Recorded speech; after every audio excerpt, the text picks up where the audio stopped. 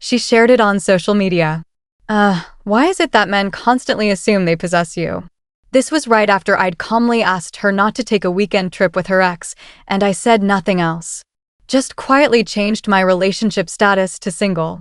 That night, she rang me 23 times, but by then I was already out on a date. I'm a 29-year-old male, and I've got to let this out because I'm still trying to wrap my head around it. For months ago, I was sure I was engaged to my soulmate. Now I'm alone in my new apartment, watching her flood my phone with messages as her world caves in, and I feel this quiet calm. Let me rewind. Mia and I had been in a relationship for 4 years. We'd lived together for 2, been ring shopping for half a year. We weren't flawless. Who is? But I believed we were strong. She had beauty, drive, and that contagious laugh that turned heads. I was ready to propose. Then came Jake, or reappeared. I suppose Jake was the college ex, the one who had a 3-year relationship with her before me, the one whose name made her expression shift oddly whenever he was brought up. He moved back in March for some startup. Then he was suddenly everywhere. Group hangouts, game nights. Jake's coming too, that cool? No, it wasn't, but I didn't want to be controlling. I gave her trust. First red flag, she hit the gym again. Not light workouts. Intense 5 a.m. CrossFit, new activewear each week, cheesy motivational quotes on her IG. She hadn't exercised in 2 years, now suddenly it's sunrise selfies. Second red flag, phone habits. We used to leave our phones lying around. Hers was now always face down, muted, always in reach. She angled the screen away when texting. Obvious moves. Still, I told myself I was imagining things. The big crack came on a Thursday. Casually over dinner, she mentions Jake invited her on a Tahoe work trip. Just the 2 of them. It's not like that, she said, twirling her pasta. His investors will be there. It's networking. I asked what kind of investors required her presence. She got defensive instantly. Why are you acting weird? Jake and I are friends. We broke up ages ago. I asked why she was only telling me now the trip was tomorrow. Because I knew you'd act like this. I kept my cool, I always do. Too much, maybe. I said I wasn't okay with her going away for a weekend with her ex. That's a basic boundary. She literally rolled her eyes, like I was grounding her before prom. Fine, I won't go. Happy? But she was furious. Gave me the cold shoulder all night, slammed cupboards. Full drama. I turned in early, I had a big presentation the next day. At 5:30 a.m. Friday, I woke to an empty bed. Gym bag, gone. Weekend bag she'd supposedly unpacked, also gone. An hour later, I saw her IG story. Selfie at the airport. Sunglasses, latte beaming. Caption, GH. Why do men always think they own you? Living my best life. Comments flowing in. Her friends gassing her up, fire emojis. Yes, queen. Unbothered. I sat there for an hour, just looking at my phone. I wasn't even mad in a fiery way. It was a deep, cold realization. That moment when the switch flips and you see how much you've let slide for someone who wouldn't even look both ways for you. Everything we'd built, the future, the wedding, the kids, all gone like smoke. I didn't reply. Didn't call. I got dressed, nailed my work presentation on autopilot. The rest of Friday passed in a haze as reality settled in. Saturday morning, after no sleep, I acted.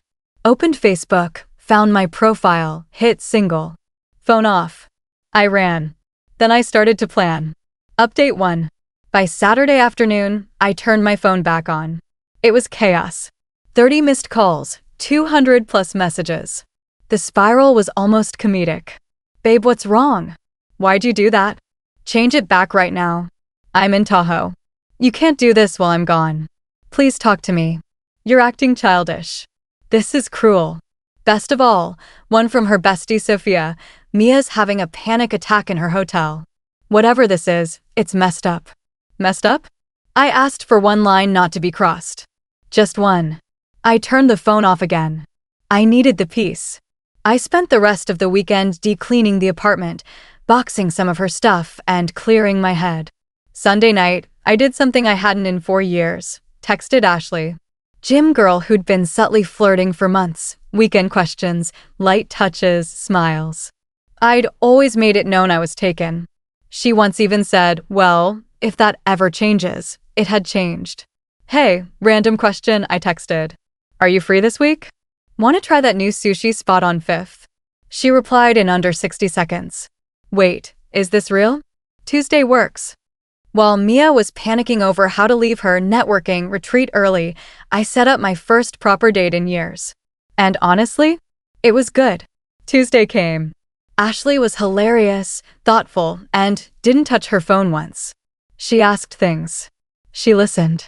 By 9 p.m., I turned mine back on. 23 new missed calls from Mia. I ignored the texts, but I did check her IG. Airport post, gone. Her story now? A black screen that read, going through something. Please give me some space. The audacity. She asked for space while still flooding my phone with calls and texts. Ashley clearly picked up on the expression I was wearing. Rough breakup. Something like that. Want to talk about it? Not really. Is that strange?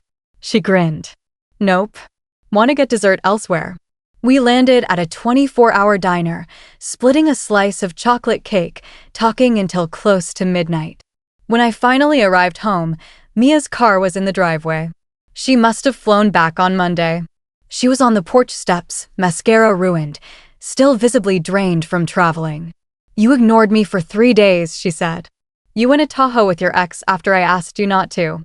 I came back. You returned a day early because I updated my relationship status. Not because you respected me enough not to go. She broke down even harder. Where were you? Out. Out where? Does it matter? We're not a couple anymore. Her face, like I'd hit her.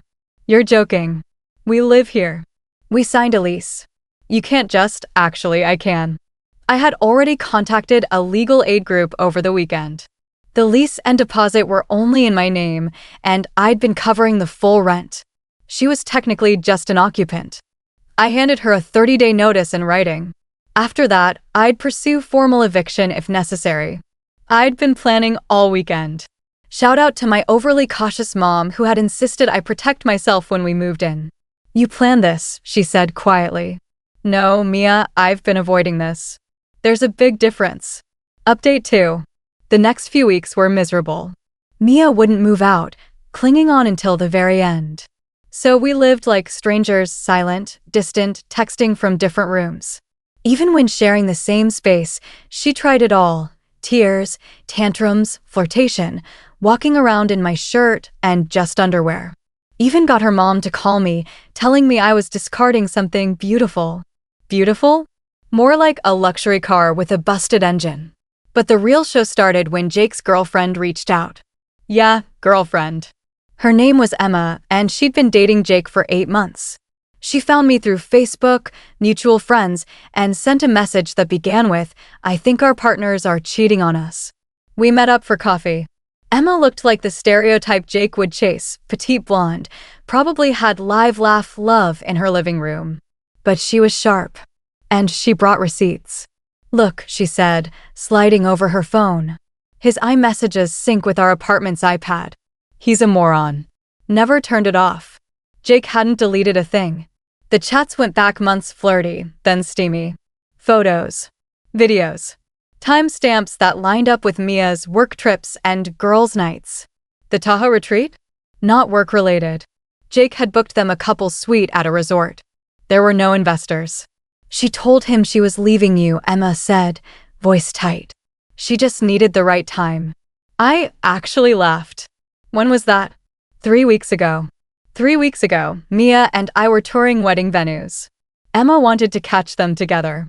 Cause a scene. I had another idea. Let's do nothing, I said. Let them believe they've won. Why? Because the best revenge is letting people destroy themselves. She didn't look convinced, but agreed.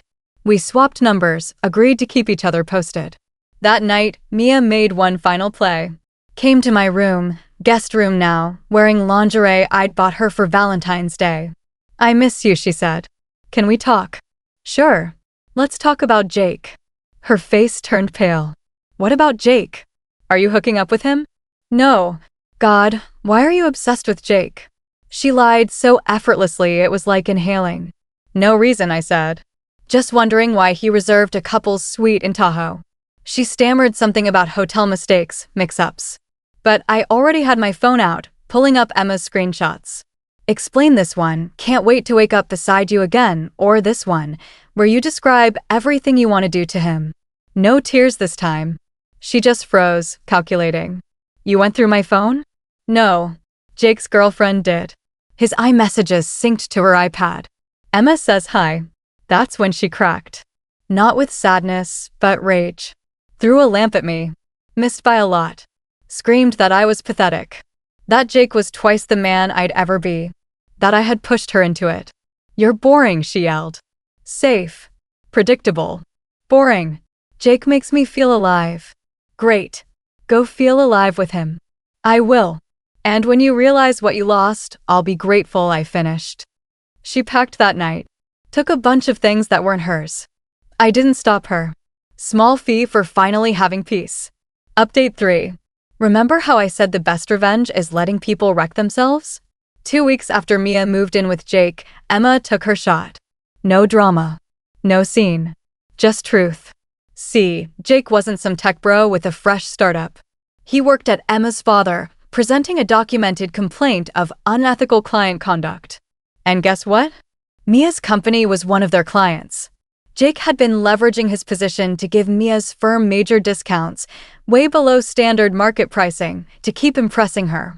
While not technically criminal, it was a blatant conflict of interest and a direct breach of company policy. Jake was immediately placed on suspension while they launched an internal review. Within a week, he was terminated. But wait, it gets even better. Mia had been boasting online about her fresh relationship, posting couple pics from Jake's apartment, which, plot twist, was actually Emma's apartment. Emma had been covering all the rent. Once she kicked Jake out, both he and Mia were suddenly without a place to stay. They crashed at Mia's sister's place, a cramped one-bedroom that she shared with her boyfriend and 2 cats. Super romantic. Meanwhile, I was flourishing. Earned a promotion at work. Turns out I was significantly more effective without the constant emotional chaos. Officially began dating Ashley. Joined a bowling league, surprisingly enough. Living my best, quiet, stable life. Then last week, Mia texted me. Can we talk? At first, I considered ignoring it, but curiosity got the better of me. We met at a Starbucks, neutral, public ground. She looked exhausted, hair thrown up messily, no makeup, dressed in sweats. The glow-up she had been flaunting on Instagram? Just a mix of good angles and filters, apparently. I messed up, she said. No intro, no excuses. Yep. Jake and I broke up. It was a mistake. Everything was. Okay. She looked at me, clearly expecting more. That's it? Just okay. What do you want me to say, Mia? She started crying. I want to come home. That is not happening. We spent 4 years together. You're just going to toss all that away. The nerve. Even after all of it, she still believed she could just waltz back into my life. I didn't throw anything away. You did, when you chose to sneak around with your ex. When you lied repeatedly, and then tried to paint me as controlling because I set one boundary. I made a mistake. No, you made about 100 decisions. Every single message, every lie, every time you tried to convince me I was crazy for being uncomfortable around Jake. She reached for my hand. I pulled it away. I'll do anything, she whispered. Therapy, whatever you want. I want you to learn something from all of this. Just not with me. I left her crying there in Starbucks. Felt a tiny bit guilty, maybe 10 seconds, before all the late nights I spent agonizing, questioning my own worth, came rushing back. As I walked to my car, Ashley texted. How'd it go? Exactly like I expected. You okay? Better than okay. And I was. Funny how betrayal teaches you things. About others, yes, but mostly about yourself. I learned I'm not someone who needs chaos, revenge, or drama. I just need clarity, honesty, and peace. Mia learned that Instagram clout does not equal reality. That feeling alive does not pay bills. That men who respect themselves will not welcome you back after you spit on their trust. Jake learned syncing his texts to his girlfriend's iPad while cheating is possibly the dumbest tech mistake you can make. Emma learned she is an absolute powerhouse who does not need to shout to stand her ground. And somewhere in the wreckage, I learned that updating your relationship status to single is not defeat. Sometimes it is liberation. Edit. Since so many are asking, yes, Ashley and I are still together. It has been 4 months. We are taking it slow. She knows everything and jokes that she owes Mia a thank you card. We went bowling with my league last week. She is hilariously bad at it, but cracks up every time she throws a gutter ball. It feels good being with someone who understands that boundaries are not challenges. And no, I have not heard from Mia since that day in Starbucks. She is blocked on every platform. Her sister still occasionally likes my posts on Instagram. Weird, but not my problem anymore.